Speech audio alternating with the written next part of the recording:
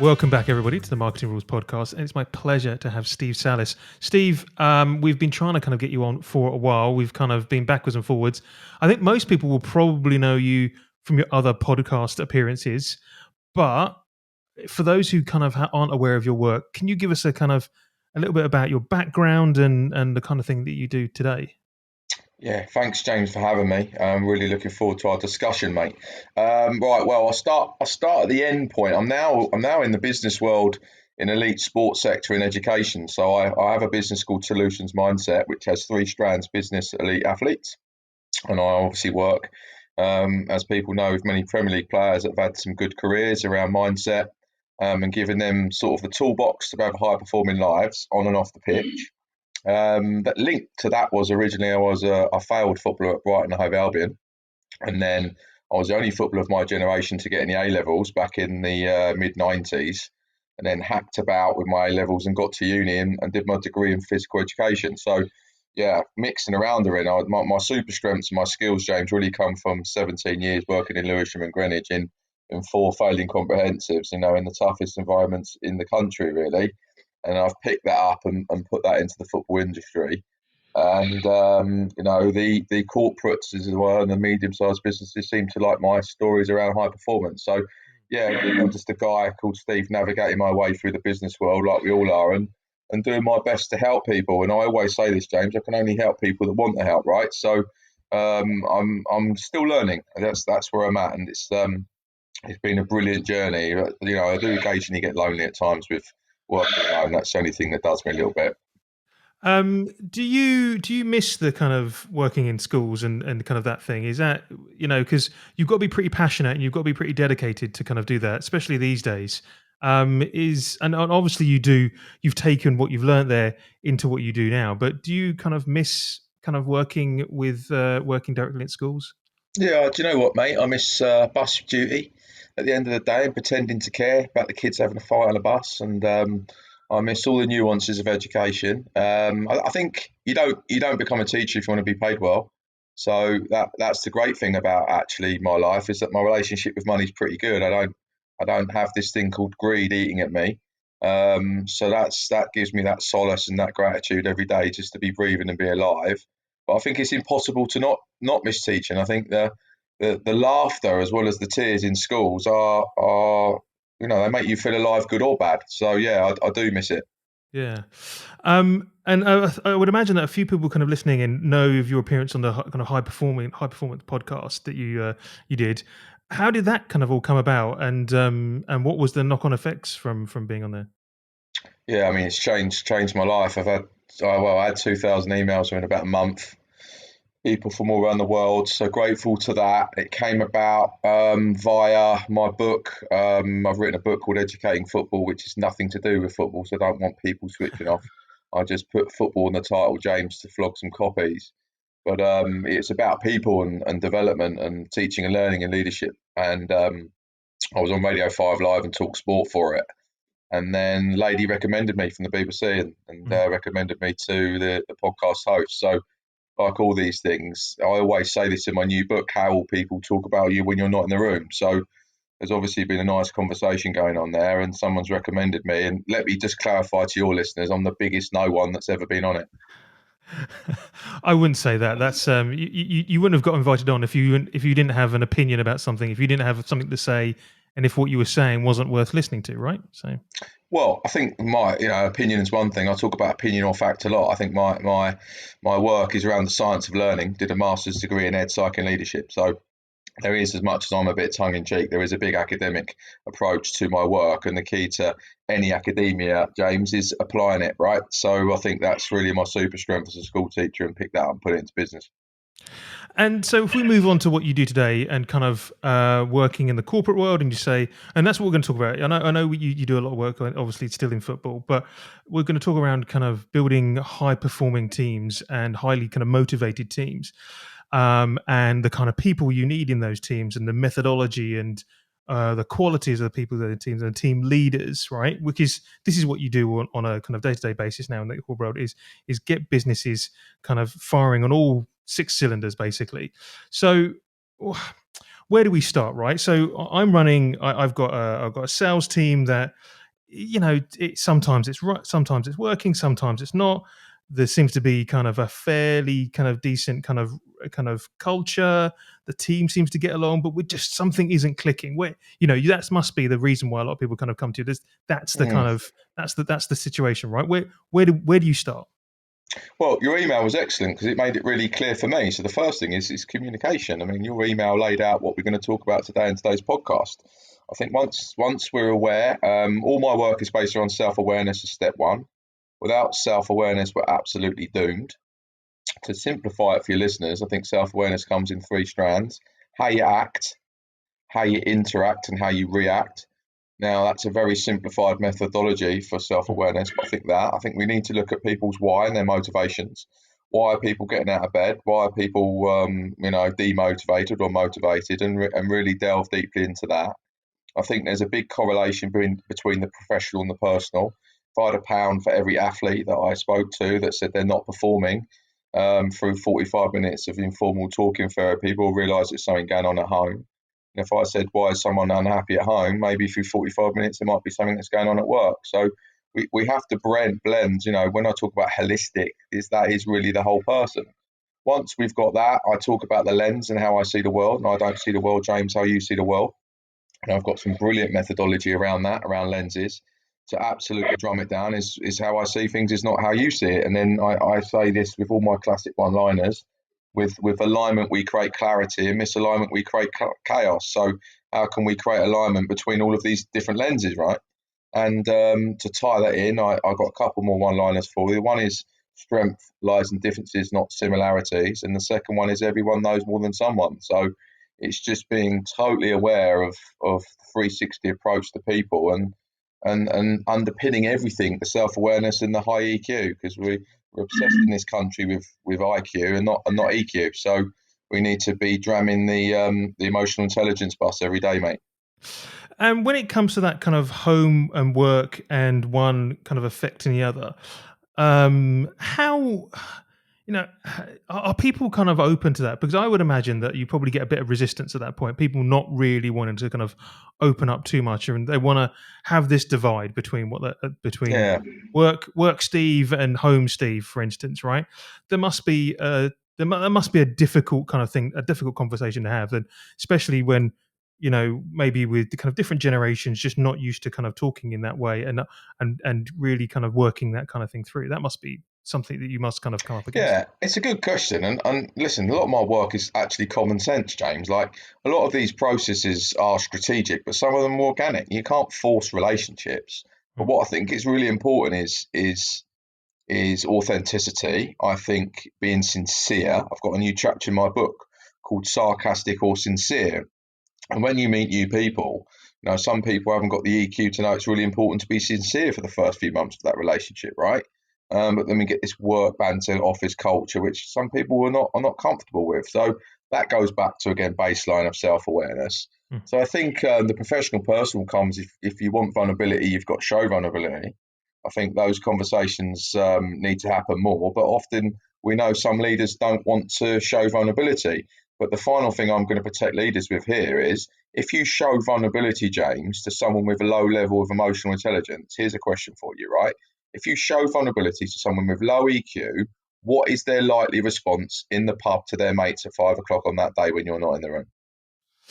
Well, I'm sure they're going to talk about you in some kind of fashion or other, right? I mean, whether Yeah, but probably fairly negatively, possibly. If there we yeah, go. So yeah. we're probably in a derogatory way. So unless we understand cultural norms and behaviours, and keep talking about EQ in strategy meetings and self awareness in strategy meetings instead of profit and loss, I don't think we're ever going to change the outcome, because our processes underneath, the outcome driven approach are never going to work. So, and by the way, I'm not, in my work, I say to every business, I'm not a plaster. My work's 18 months, 24 months, 36 months down the line.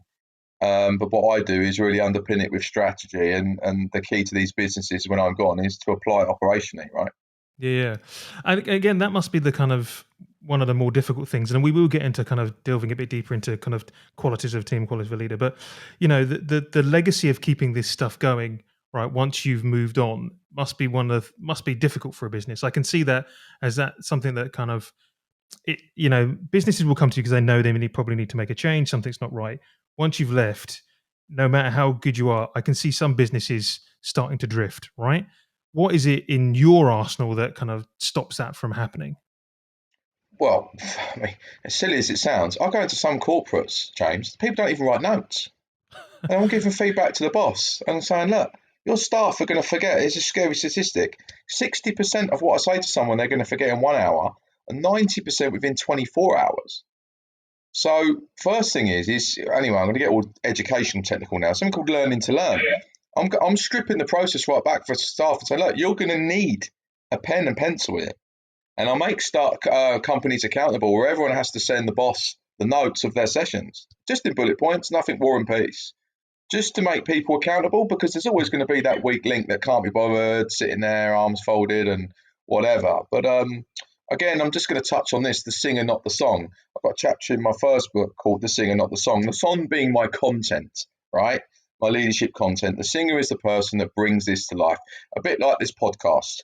Tonality, voice projection, energy, enthusiasm, all of these things that we want to hook the listeners to keep on listening, right? So I think, my work is very diverse, but actually really simplified into making sure people learn stuff Mhm. and that accountability to improve. And I can't chuck that down people's necks. That's the boss's job. But I think my work is really long term because I think there's a learned approach to what we do. So let's kind of tackle the boss then, right? Because that's the person who's probably made the decision that something's not right. We need to kind of work on a team, get them kind of firing again. What is it? The qualities of that person you look for, or you want to put into place that they can manage that team. Well, it's really complex, and I'll tell you why it's complex. Because the first thing I say to every CEO that I speak to is, "Who are your cultural architects?" And without those cultural architects, you're doomed. My analogy for this metaphor, James, if you're a head teacher and you haven't got middle managers that are X factor, and you haven't got ground staff that are X factor, and the soldiers on ground level, your school's going to be a pretty big failure pretty quick. So it's no different to business. I think the first thing I would do is get them to do a gap audit on that. So a gap audit be just a RAG rating, a red, amber, green. Green's your super strengths as a business, amber's your areas of development, and red serious weaknesses. That's pretty standard, pragmatic, quite quick. You can bang that out in 3 to 4 weeks if you've got right reflection, and then that gives you your starting point.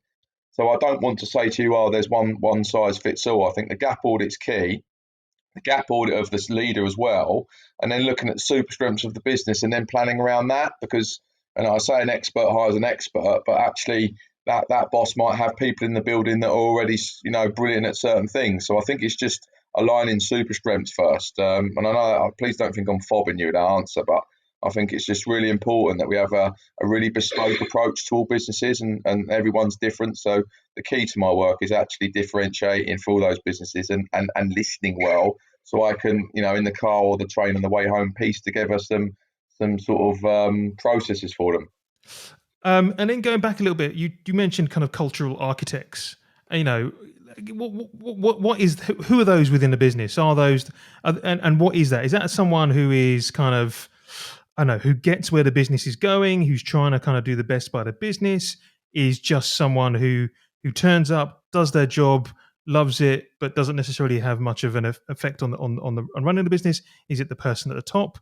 Is it all of these people? Is it none of them? Who are these kind of cultural Yeah, architects you I mentioned? think, mate, I think you've answered it. I think it is cultural architects come in many forms. And again, if we label, and people will know me, I'm very anti-label. I don't think you need to be of any hierarchy to be a cultural architect. I think you need to care, and think you need to have a set of caliber strengths. And like, I don't work in marketing, but I work with marketing firms. I don't work in recruitment, but I work with recruitment firms. So it's just understanding, have we got some technical experts? They could be cultural architects. They could be silent leaders, as an example. They don't necessarily have to be extroverts. Cultural architects come in many forms. So I think first and foremost, I think it's working backwards. Does someone add value to the business, right? What is, the value that you're adding? How do we objectively sort of measure that, how we add value, and then really work back from there? So again, loads of ways, but I think it all goes down to behaviours. So behaviours are something I talk about. Elite behaviours are something that I talk about a lot with businesses, and I challenge the businesses on it. What are your elite behaviours for you? What do you expect? And I'm not telling people what to do all the time. I think that's why my business has been successful, because I've got probably as many questions as I have answers. Because I don't think people want to be told what to do, James, either, do they? No, probably not. They probably kind of push back on that kind of thing, or they don't want to feel like they're not being told, but actually being told. Basically, right? They're kind of being they're being led down a path where they think they're making those kind of decisions. But essentially, that's maybe how kind of people want to come to those conclusions. And still sticking with these kind of cultural architects, because this kind of really taps into a lot of what we do as a business around things like kind of employer branding and recruitment and retention. Is do we need a critical mass of these type of people within a business? Do we need one in each team? Do we want these people to be influential to other parts of the business and across the business? And I think it's a really kind of interesting point that you kind of almost got these. I would maybe call them kind of advocates, for the business within there. But it's how many do we need? Do we need just one or two? Do we need just a person at the top? How does that look like within a business? James, people always laugh at I posted something on LinkedIn this morning about complexity of language, right? We just need people to just get shit done, don't we? Just doers. You can have all the strategy in the world, but if you're not operationally strong as a business, you're stuffed. You can be highly operational and I think get away with it in the short and medium term. I think if you haven't got strategy, I think you can get away with doers. However, with no strategy, I think long term any business is doomed. So I can't answer do we don't we. I think it's just down to the demographics of your people, and numbers and ratios, and line management and departmental, and all of these things that come across in the nuances of business. But from my opinion, cultural architects are the people that are smashing the business when you're not in the room as the boss. And I'm saying to football managers at the moment, like, you need to have a day off, and if your bus is not moving while you're on a day off, those staff that are leading it are not the right staff in the first place. Like, and that links again to high trust, and then that links again to motivation, and so if we talk about trust, we haven't touched on trust yet. High performing teams need competence, number one, and they need trust. So yeah, I know I've sort of fluked into the trust element, but maybe Yeah, so let's talk about that. I've done some exercises at these kind of things. Is around kind of trust and whether it's given, whether it's received, how that kind of works, and how do you earn it? Do you just give it? You're right. It's one of those things that that has so many influences on it on kind of on trust as a kind of a metaphysical thing that you either hand out or you have received, or and it's quite a complex thing because there's so much baggage that can be kind of brought in when you're talking around kind of trust, right? But if we're looking at professionalism and brilliant basics, trust comes from brilliant basics. Trust comes from being on time. Trust comes from not being late. Trust comes from me messaging you an hour ago saying I'm going to be 15 minutes late for the call, right? Trust comes from me saying sorry that the call was moved. Do you know what I mean? Like, So no one knows is that trust? So I know we're getting a little bit off topic. Is that trust earned or is that trust given then? I think trust is behaviours. I think it's cyclical. Trust is behaviours, isn't it? Trust is about, you can say all the things that you want, but it's about behaviour, isn't it? If I turned up 15 minutes late today, the perception could be or should be that I'm aloof and I'm arrogant and not professional. But that therefore requires me to send you an email, which I don't think is blow away rocket science. But we've all sat on calls before where people turn up 15 minutes late for Zoom, and people that know me know that I'm never late for a call. So not that that's rocket science. If I've got to go to St George's Park, people bowling in the football industry, and an hour late, I just get up 2 hours early and make sure I'm there early. Like, that's just the way I'm ingrained, because I just think it looks loose, and I keep going back to it. People talk about you when you're not in the room. I mean that's kind of it seems obvious stuff, right? But I think a lot of people kind of can take that kind of stuff for granted eventually, and that trust can be kind of stretched out and waned a little. Um, One of the things I wanted to try and kind of touch on, and the trust piece will fall into this, is what does good look like, right? When you've done your job, right, with a high performing team, you don't have to necessarily give an example, but you walked away and you go, right, you know, I've done my job there. They're set on course. I know they're going to stick with it. They're going to be a great business. What does that look like? Trends. So, very simple answer: trends, repetitive results, repetitive behaviors, repetitive outcomes. And retention recruitment's a big thing, isn't it? And making sure some CEOs are messaging me, spending so much time recruiting new staff. I'm saying, well, look after the good staff that you've got. And then because we get this thing called greed, I'm not being funny, you've got millions in the bank, chuck another 5K, now feel $1 million. So there's lots of nuances. We've got lots of greedy people in the world. And I just think not enough people, James, and I mean this really sincerely, are not playing the long game, are they? So it's basically just kind of the results, right? You've kind of come in, you've done your job. The business is kind of set, and 6 months later, they've got a great retention record.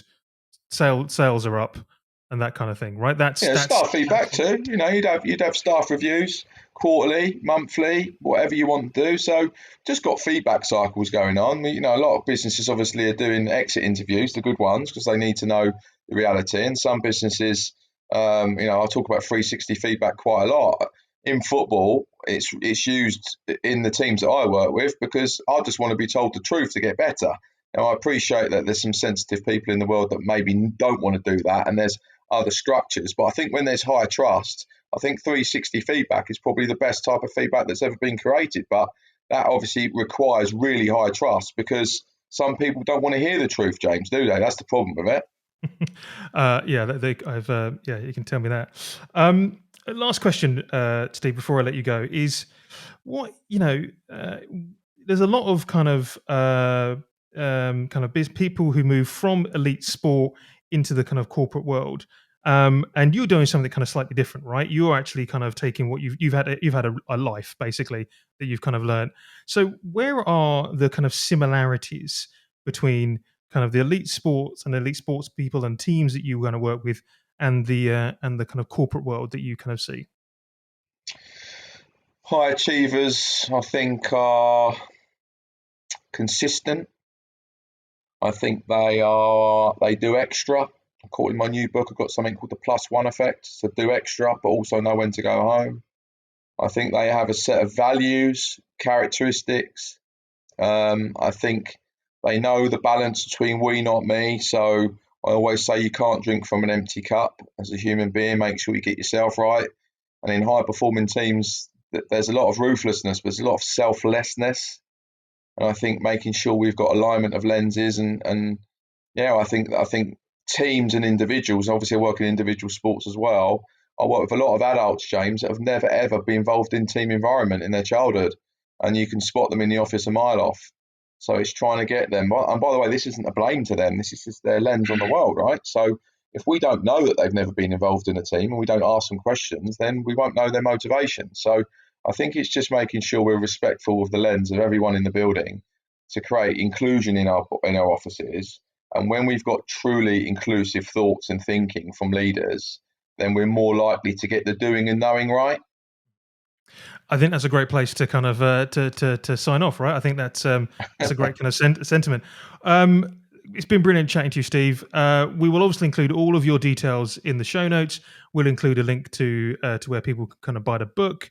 If you keep in contact, we'll let everyone know when the new book's out, and we can kind of do a bit of promo around that as well. But Steve Sallis, it's been an absolute pleasure having you on the podcast. Thank you very much. Thank you, James. Top man. Cheers.